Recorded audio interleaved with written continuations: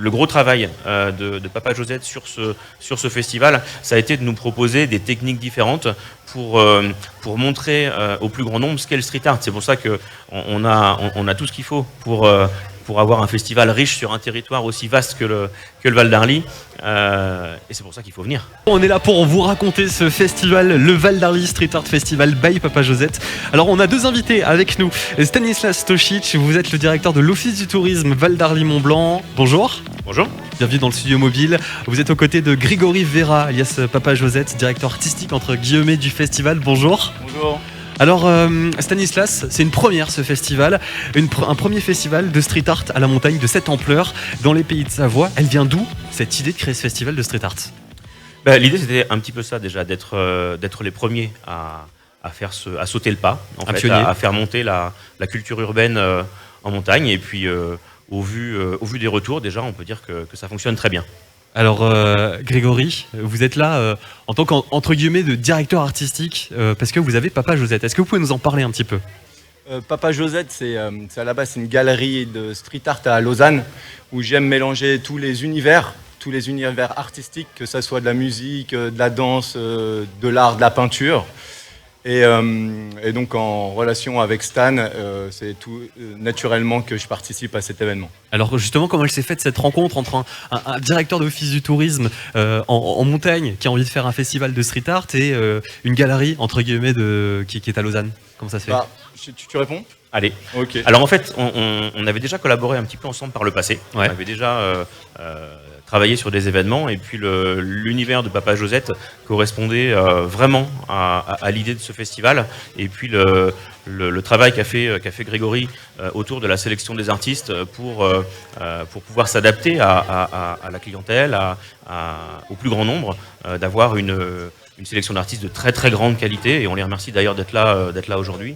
Donc c'est tout naturellement qu'on s'est dit qu'on allait continuer à travailler ensemble. Fort d'une première expérience surtout. Réussi. Okay. Réussi. Du coup, comment ils réagissent les artistes quand on leur propose de venir faire un festival à la montagne? Ils aiment ça. Ils accrochent tout de suite. Ils aiment ça parce que les artistes ils sont créatifs et à partir du moment où ça sort des sentiers battus, ils valident. Et donc il y a énormément d'artistes qui auraient voulu participer. Il y en a qui ne sont pas là aujourd'hui, c'est pas parce qu'ils ne voulaient pas, mais c'est parce qu'ils ne pouvaient pas. Donc il y aura du monde pour une éventuelle deuxième édition, ça c'est sûr. Alors comment vous les avez sélectionnés ces artistes? C'est des locaux, c'est des gens, c'est quoi comme style d'art? Ça représente quoi le street art aussi pour ceux qui ne connaissent pas? Non, moi j'ai mis en avant surtout des artistes qui ont des techniques différentes. Okay. Donc je vais parler rapidement des fresques. Sur les fresques, on a différentes techniques, c'est ça qui était intéressant à voir. Évidemment, il y a de la bombe, il y a des artistes qui graffent avec du spray, mais on a aussi des artistes comme Enzo qui va travailler à la craie, à la Gietta par exemple. Faut aller voir son travail, il mérite d'être connu, c'est magnifique.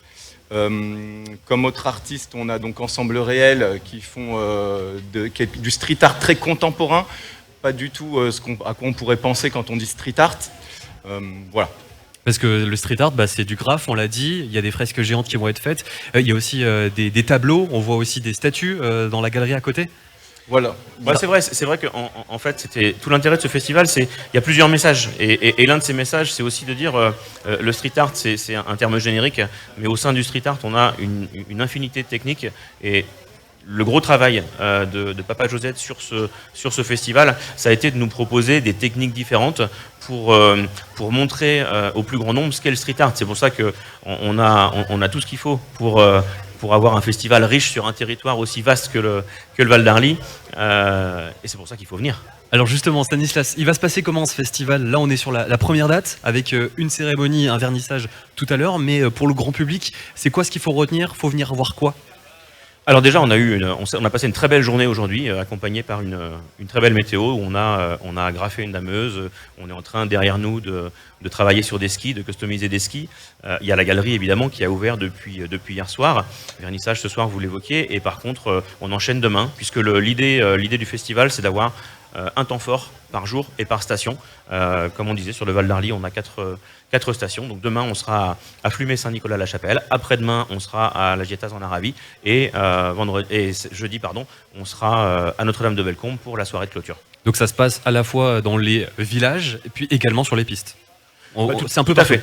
Tout à fait, on essaye vraiment d'être présent partout, et c'est grâce aussi à cette diversité d'artistes, cette richesse artistique qu'on peut être au cœur des villages, qu'on peut être sur les fresques, qu'on peut être dans les galeries, et puis comme on le disait, on va avoir des œuvres gonflables de plus de 4 mètres de haut qui vont être réalisées, et des artistes qui vont venir les peindre donc demain à Flumet, et ces œuvres seront montées au sommet, donc on sera aussi, comme vous le disiez, sur le domaine skiable. C'est excellent, vous retrouvez bien sûr sur internet le programme complet du Val d'Arly Street Art Festival by Papa Josette, c'est la première édition.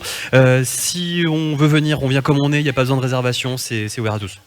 Alors il n'y a pas besoin de réservation, c'est un festival qui est totalement gratuit, l'idée c'est vraiment que tout le monde puisse toucher à l'art et découvrir les techniques, et puis on a quelques animations pour les enfants notamment qui sont sur inscription, puisque on a un nombre de limité alors par exemple c'est les mini dameuses qu'on va construire, donc effectivement le festival est gratuit. Merci beaucoup, merci Stanislas Tosic, vous êtes le directeur de l'Office du tourisme du Val d'Arly Mont-Blanc, organisateur du festival aux côtés de Papa Josette, Grégory Vera, directeur artistique. Merci beaucoup. Merci. Et très beau festival, on peut vous citer quoi, de la réussite pour une saison 2? Exactement. Ah, parfait. D'accord.